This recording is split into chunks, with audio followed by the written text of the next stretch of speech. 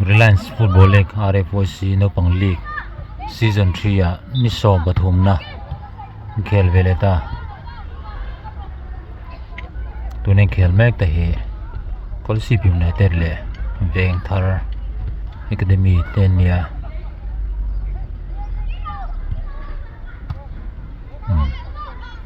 Vengthar ngo Academy kan tingota Vengthar FA-in tia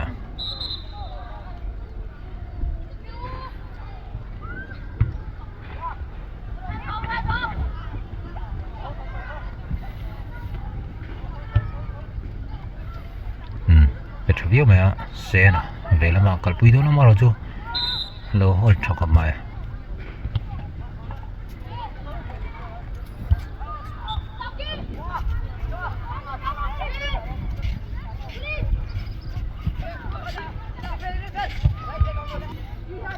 Vengthar lamin corner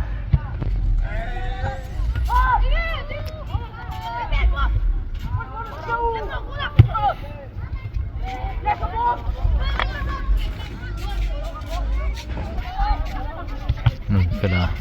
choina Israel apui te aban chil thave Paul silvin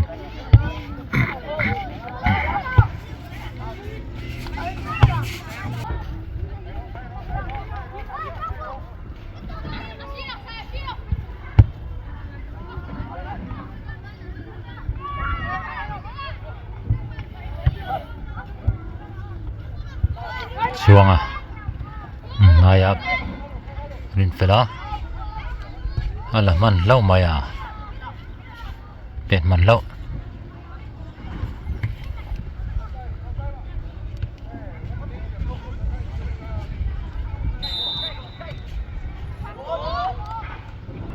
active travel bat khop mai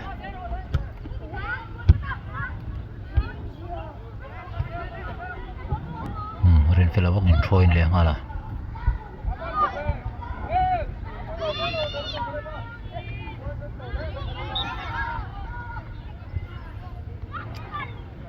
varan ball vatrai thaviwa marju follow lo ma Vengthar FA-in halfway line train and free kick on bed dona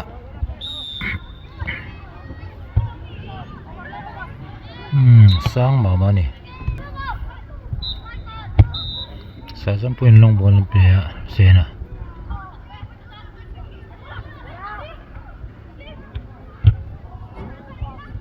Israel sena pias sena van shot goal to be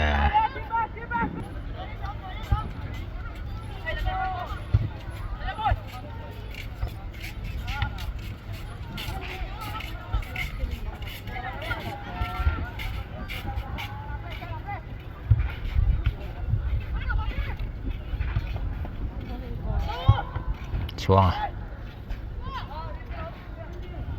phing takin sira pe hala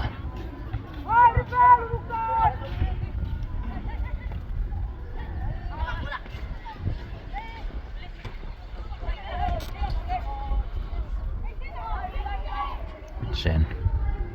vara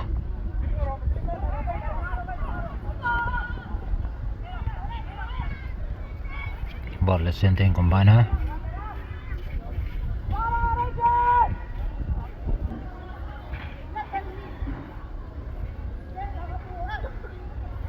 one eight luang troina apuya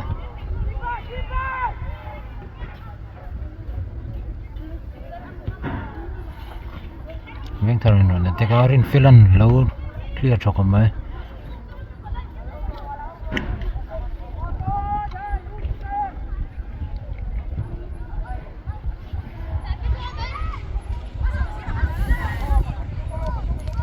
ten sai zampuya Troin Zran malama sang apa ya Wolkot zong ya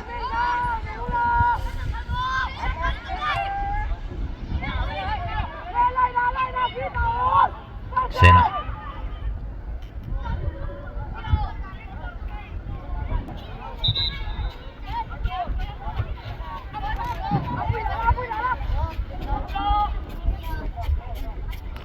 kot Inkhel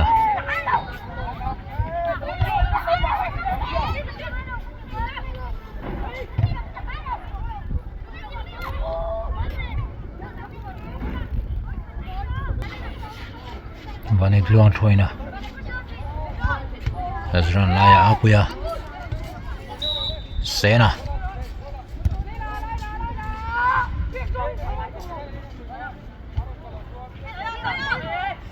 Van le side Sira Inkhel Saman lau apuyan malama Walkodan Inkhel Apuya Vara Vengthar lamin ron lale vele thung Inkhel malama ting hala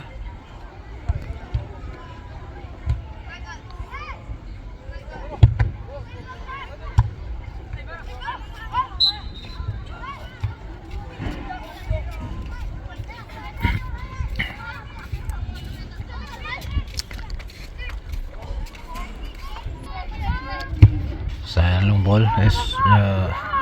Sena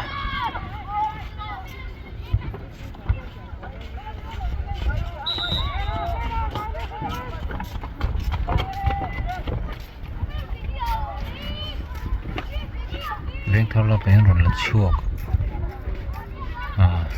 Kolasib United chang le lo is handball lo flat maya chu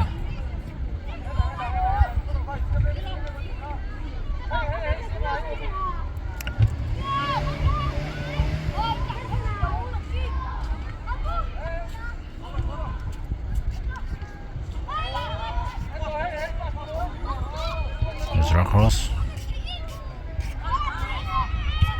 Vengthar lamin from counter mara chun dang chat thailo mai bara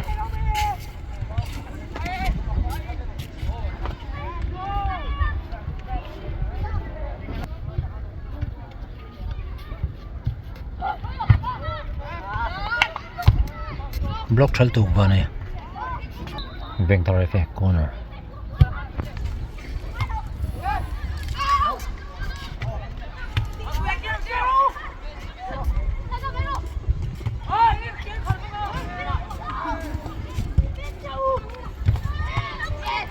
block thailo lom thuak khop ai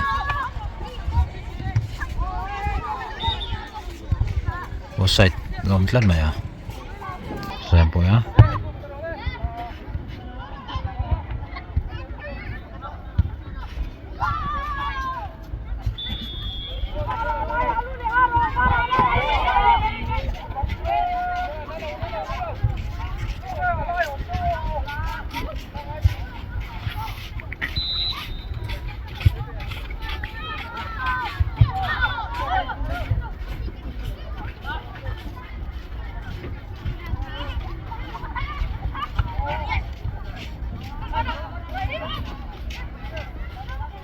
Kolasib United in Naupang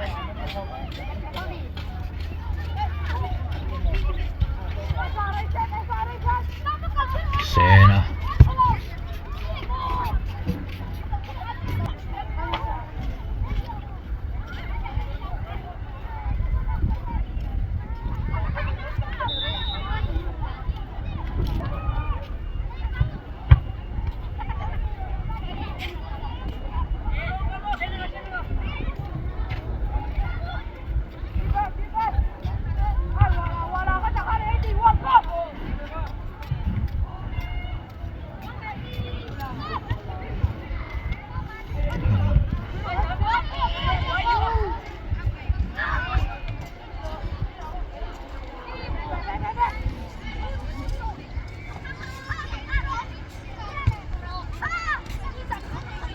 Kolasib United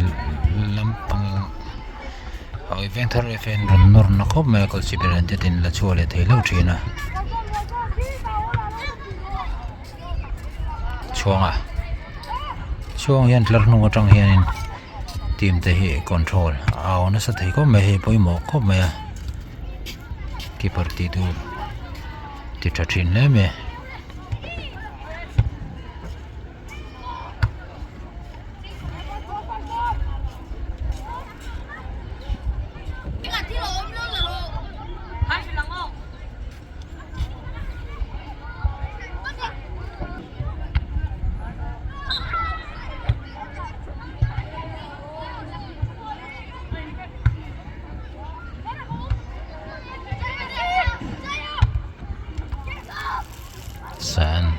na va pe fuwa mahse anek sok mai follow lo chuangan sira sena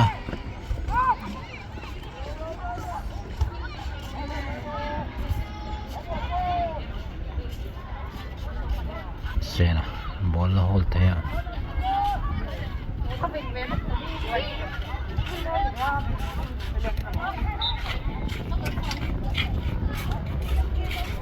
apa yang reset lepot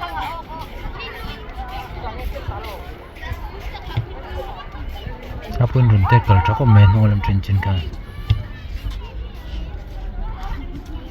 Vengthar in seron ni don man dang chat thei lo lom thin le me first half manom tak zawa zo zong sing na van ki re don ni half time break zawa signal khel turin hanun lut khom le ta ni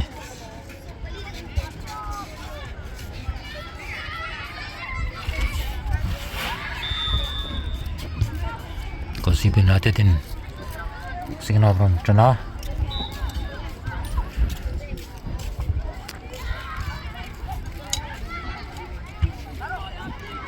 captain in long ball pegan du view nang emar zuram lawan haya pele phoda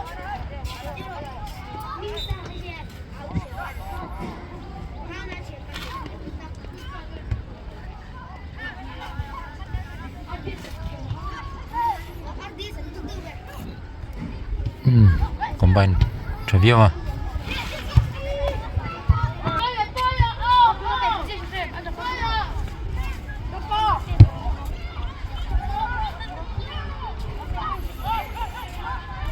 Vengthar lamin nor pain da arin rol chale mai mingmoya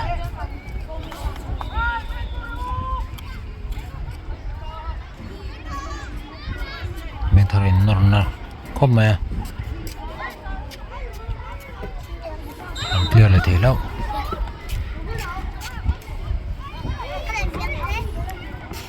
Kolasib United in nor vele thunga har chu men lo tai chak ve riu me Vengthar la pang ye sena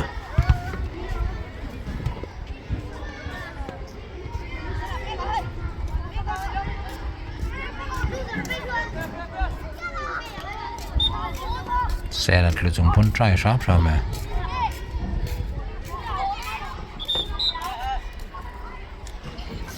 le fall along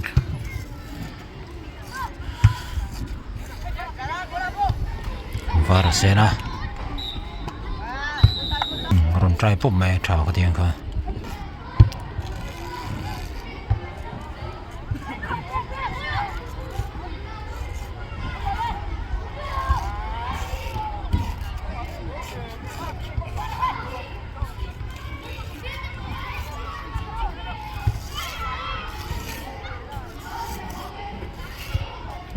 parang di trap chuang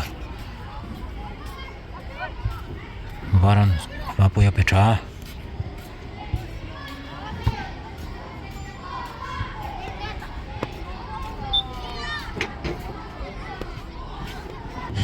Ezra fall ham tlan mai halfway line train Vengthar in Penona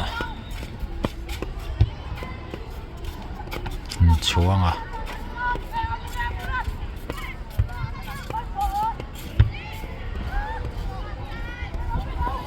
Ezra sira mingmoya sena tana pea alut set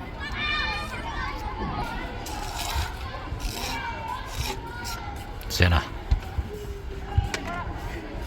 vara apa bum dale alut chho mai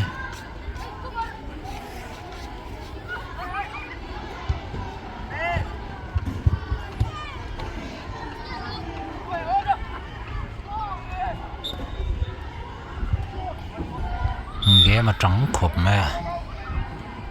ball loss anh đủ lâu vàng in fall về lại dốc thì nè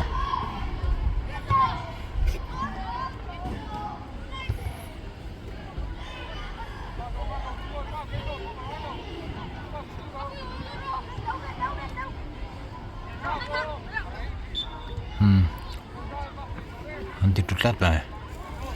sai dám bùi free kick lòng không mẹ Kolasib United corner zarah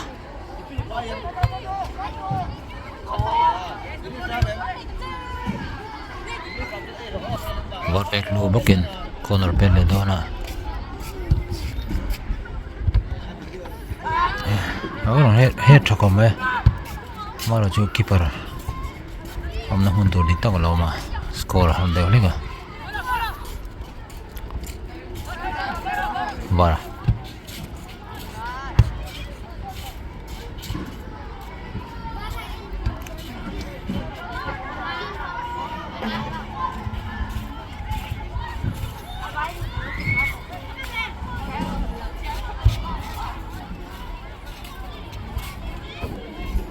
sai dám bùi à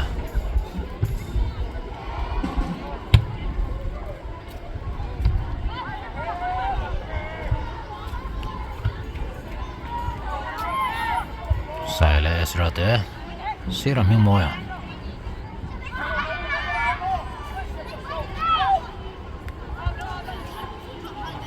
miếng mồi à run reset level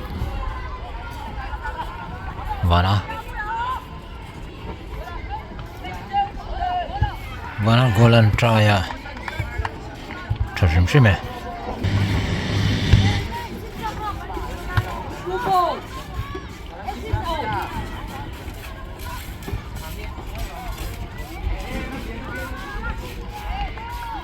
Corner to receive Twain Turin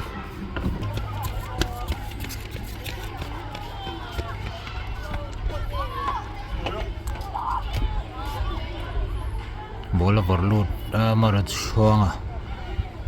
harus naum nabe apa ya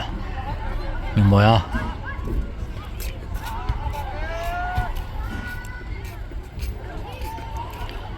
saya punya nggak belum try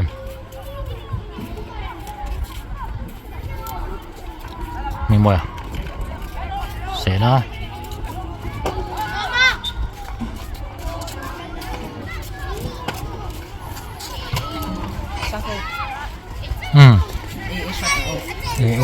Halo darabaya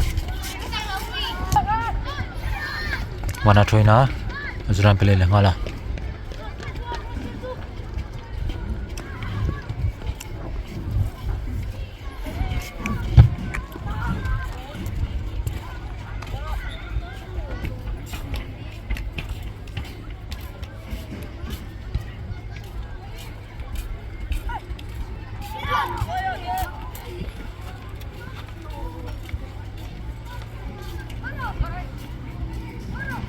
Varan sira mimoy sena cross tu mara chu mandalo deu ne vanan dale le ngal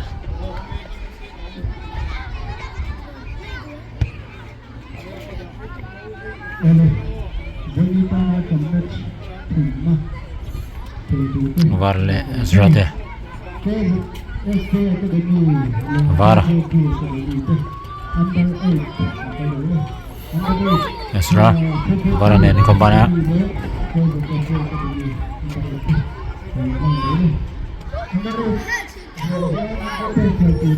vara sira palpilea and cross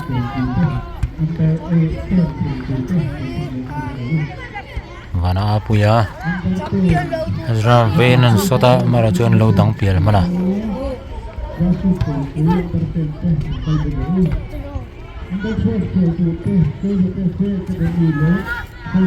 Senan traya avat teu ve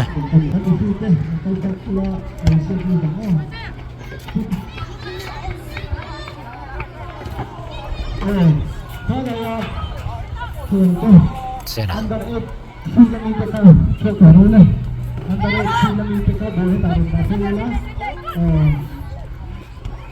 Teu ve Saya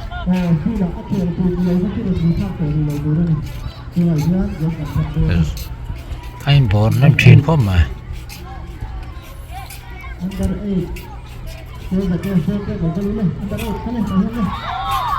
next wall pota follow flat mai penalty pedon mo Vengthar penalty and score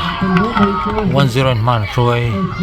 to inkhel golum masudar ni second half ni to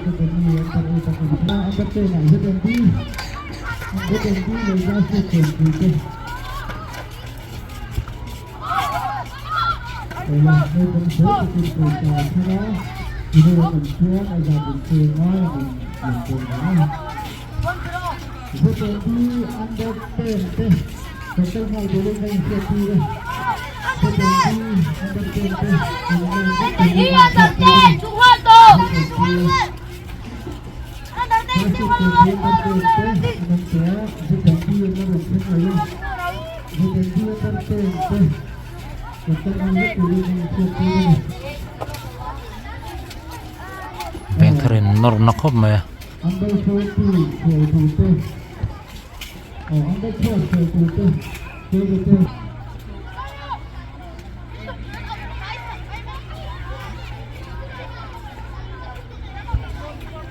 long ball charam pe mara chutlang thui te deu lega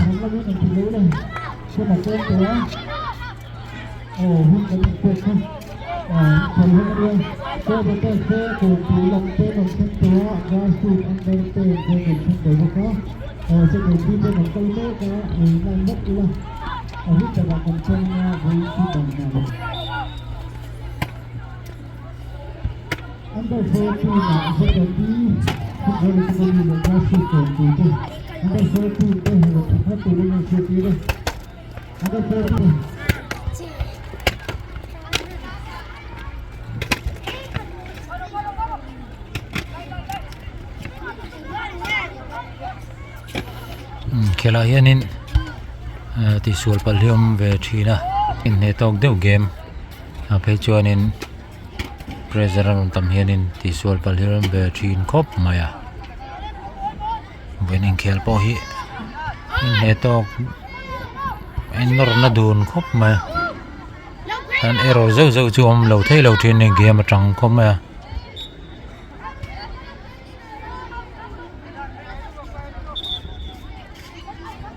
free kick Reliance Kolasib United in free kick an hua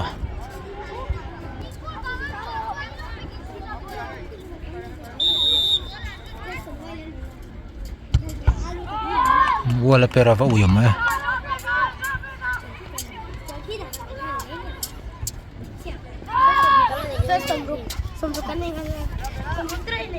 la lut moi viau Vengthar lamin là chuộc là thấy rất mấy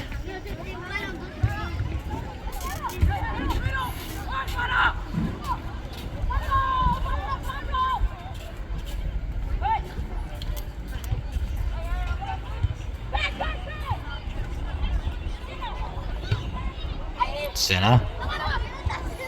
nó bắt cắt tiêu em môi lướt tục Kolasib United in goal on score equal zar goal moi tak kan hmu ni van alen send across thatak vai kha ro score tu min ka rachi alo ni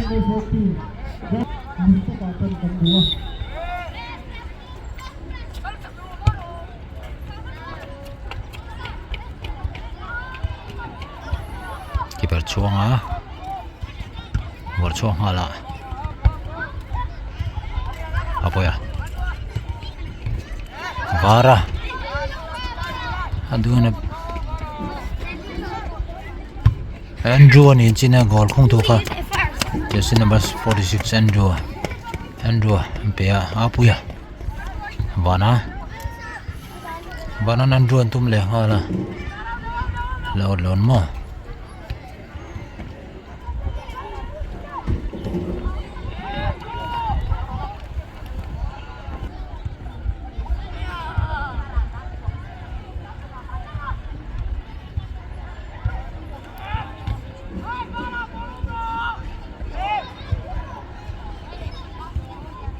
zarah ai fall no sorry ball no try na lamang goal sir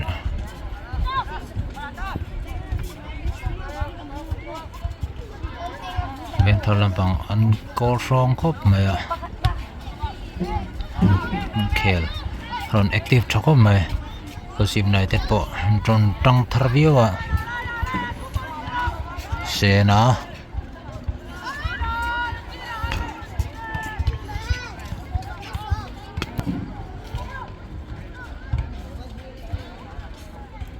second half ania minute tam to lawa 1-1 ni mega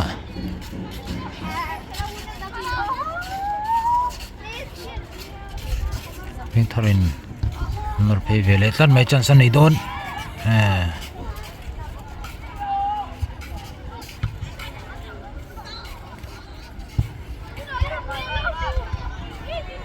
dina